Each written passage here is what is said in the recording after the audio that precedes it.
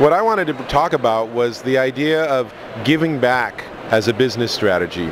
And I've said this before, and I'll say it again, is that my philosophy is always to give more than you're expecting to receive.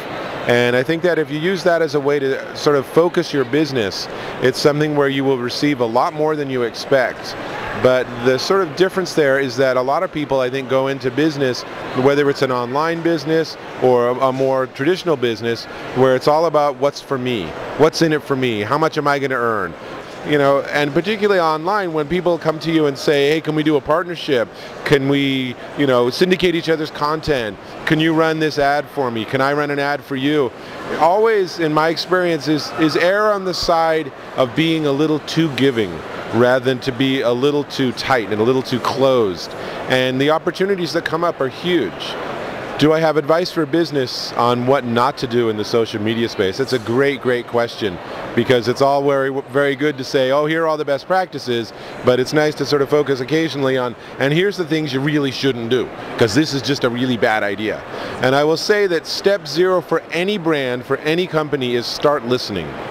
Because it doesn't really matter whether you're paranoid, it doesn't matter if you hate social media and you think it's all this extraordinary waste of time, and that you really just want to advertise during the Super Bowl and then you're done for the year.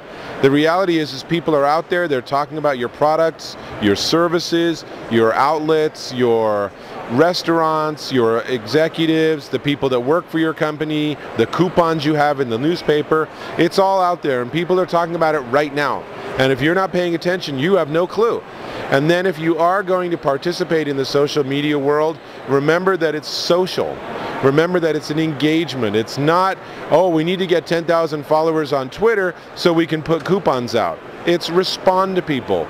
It's have an identity and have a sense of humor about it. So I got a great story of that, is that I Twittered some couple of months ago that I was on the way to the office and I was going to stop by Starbucks and get something, and did anyone in the office need something?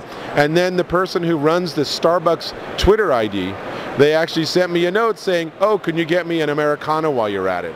And it was very funny. And you know, it's really a win-win, because it's like, okay, Starbucks is listening and they're engaging and it's funny, and the people that follow Starbucks, which is a lot more than follow me, got to see me show up on the radar screen. And for me, it was this validation that, hey, here's a company that's actually participating and engaging. And that's true on Facebook, that's true wherever you go. If you're going to go online, then give people the power to engage their customer, engage the audience, and then have them do it. Another example is one of the cafes I hang out at in Boulder, where I live.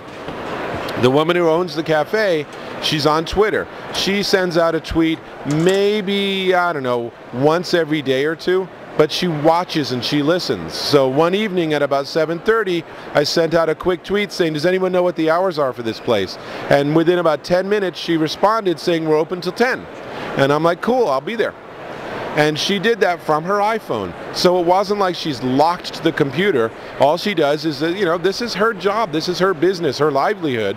And so she has her iPhone app, and she just probably every half hour checks to see if anyone's mentioning her business and if it's something where she can respond.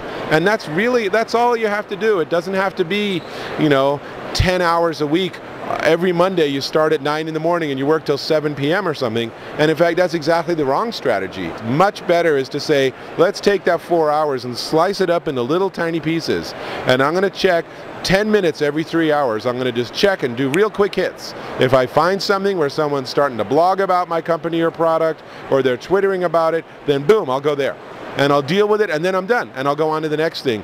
By dealing with things quickly and professionally and being generous, I think you can accomplish quite a bit in the social media world without having to spend a ton of time and without losing the focus of your business. So this is Dave Taylor, and that was my hopefully super helpful tip. Thanks. Okay, I have hundreds of websites. My vast web empire starts with AskDaveTaylor.com. And then I have a business site where I talk about marketing and business and management at Intuitive.com. I gotta take a breath now. And I have a parenting blog at apparenting.com. And finally, and I don't even know if you know this, is that I review movies professionally. Let's try that again. I review movies professionally. It's been a long couple of days in Las Vegas. And that's at Dave on Film. So Really glad to have the opportunity to chat with you, and I hope you guys have found this an informative segment. Thanks.